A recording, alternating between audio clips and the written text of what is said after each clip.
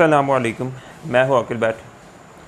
नाज़रीन, 2 दिन पहले एक वाक़या पेश आया जिसमें नामज़द वज़ीर असद डोगर के भाई मलिक मुबशर डोगर को गोली मारकर फायरिंग कर कत्ल कर दिया गया था। ताहम आपको इस वाक़े से मुतल्लिक आगाह करते चलें कि चंद माह कबल लाहौर पुलिस ने चंद एजेंसियों की मदद से लाहौर के 238 बताखोरों, माफिया और कब्ज़ा ग्रुप के फहरिस्त जारी की गई थी।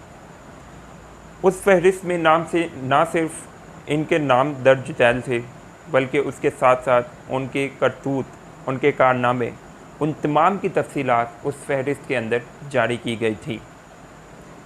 उस फहरिस्त में, उस 238 लोगों की फहरिस्त के अंदर मलिक असद खोखर और उनके भाई मलिक मुबशर खोखर के नाम भी दर्ज झैल थे। ना सिर्फ उनके नाम दर्ज झैल थे, बल्कि उनके साथ साथ उनकी करतूत भी दर्ज झैल थी।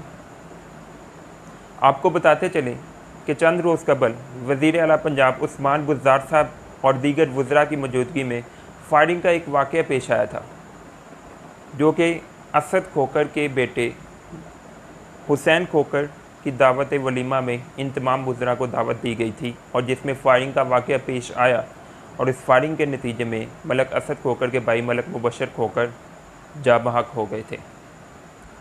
नाज़रीन, ये तफ्तीश की तशवीशनाक बात नहीं है, बल्कि इससे भी ज़्यादा तशवीशनाक बात ये है कि रवां साल पंजाब पुलिस ने एजेंसियों के साथ मिलकर 238 मुजरिमों की फहरिस्त जारी की गई थी।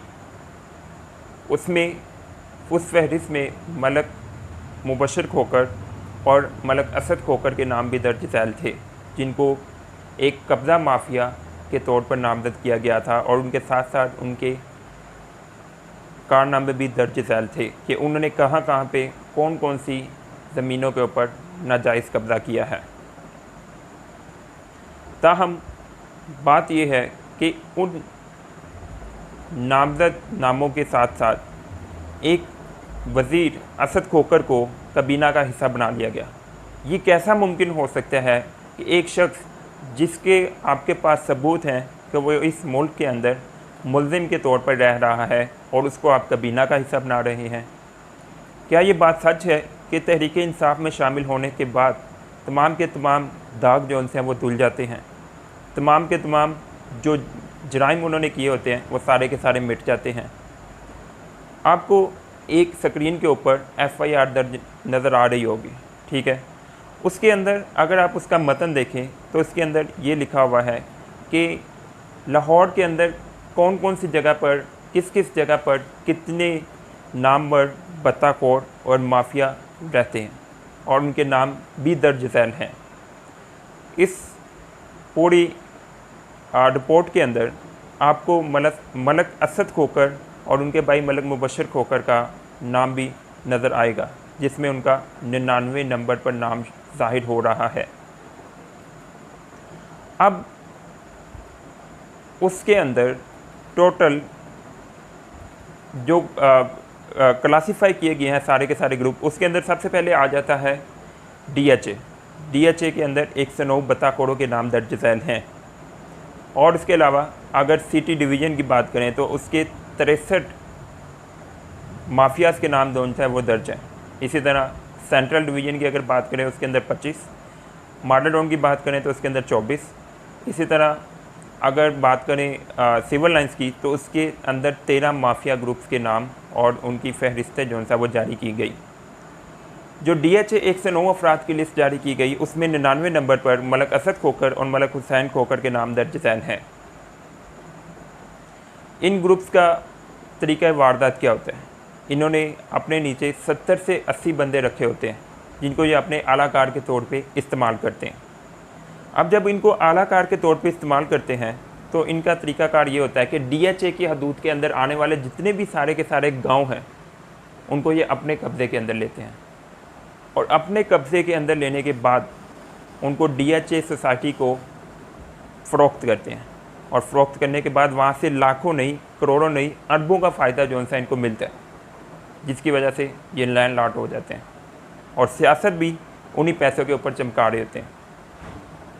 इसके साथ साथ अब वज़ीर बनने से पहले क्या पुलिस के पास इन मुजरिमों के रिकॉर्ड मौजूद नहीं थे? कि क्या पुलिस ने उनके ख़िलाफ़ कोई कार्रवाई की वज़ीर बनने से पहले? क्या वो थानों के अंदर किसी किस्म की कोई हाज़िरियाँ लगवा रहे हैं?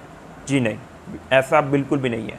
आपको बताते चले कि रवां साल कबल जनवरी के महीने में लाहौर के CCPO महमूद डोगर ने एजेंसियों के साथ मिलकर 238 अफराद की लिस्ट जारी की गई थी।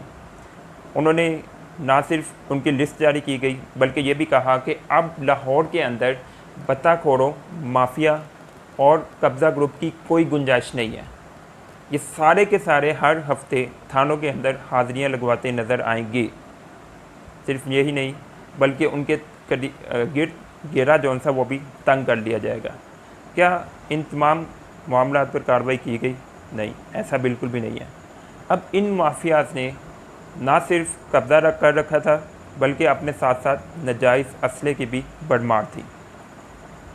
दुश्मनी की आड़ के अंदर इन्होंने अपने साथ प्राडो गाड़ियाँ और 2 वीगो डाले रखे हुए थे, जिसके अंदर सफ़ेद लिबास के अंदर असला से लदे हुए कुछ नौजवान भी मौजूद होते थे, जो मुख्तलिफ़ जगहों पे जाके कब्ज़ा करते थे और उस कब्ज़ा करने के बाद DHA सोसाइटी को करोड़ों की मालियत में वो जगह बेचते थे, जिसकी वजह से ये सारे की सारी सोसाइटी जो सी है वो फैली पड़ी हुई है। ज़राए के मुताबिक ये मुल्ज़िमान अब DHA फ़ेज़ 2 8 ब्लॉक कोठी का नंबर जोन सा है वो 53 है और 1 बाई जोन सा है वो कोठी नंबर 155 और फ़ेज़ 5 के अंदर रहता है। लेकिन अभी तक इनके ख़िलाफ़ किसी किस्म की कोई भी कार्रवाई नहीं की गई। अब कार्रवाई ना करने के नतीजे में जिन लोगों का इन्होंने नाहक कत्ल किया होता है या नाहक जिनकी ज़मीनों पर कब्ज़ा किया होता है, उस बिना के ऊपर फिर इस तरह के केसेस देखने को मिलते हैं। ये कसूर सिर्फ़ और सिर्फ आवाम का नहीं, इस पूरी हुकूमती ढांचे का है और उसके साथ साथ इस हुकूमत में मौजूद जितने भी अरकान हैं उनका भी कुछ कसूरवार होता है, जो कि इस पूरे के पूरे मुआशरे की बुनियाद होती है, जिनके हाथ में कानून होता है, जिन्होंने इस चीज़ को अप्लाई करवाना होता है, जिन्होंने इस चीज़ को लागू करवाना होता है। सो खुदारा इन तमाम केसेस को बर वक्त सॉल्व किया करें।